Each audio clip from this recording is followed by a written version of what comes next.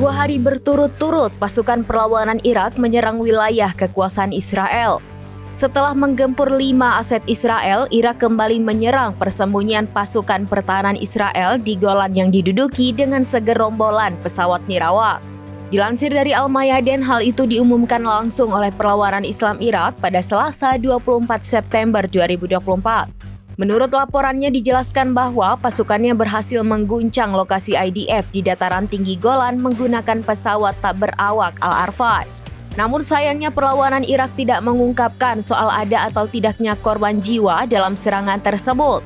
Serangan ini sebagai lanjutan dari operasi di hari sebelumnya yang diklaim sebagai serangan terbesar sejak 1991, di mana Senin kemarin perlawanan Irak menyerang setidaknya 5 aset Israel. Di antaranya aset di Palestina Utara dan Selatan yang diduduki, Haifa dan Lembah Yordan. Perlawanan Irak mengaku bahwa rentetan serangan itu sebagai bentuk dukungannya terhadap warga Palestina di Gaza. Perlawanan Irak juga menekankan bahwa pasukannya akan terus menggempur benteng pertahanan Zionis hingga genosida di Gaza dihentikan.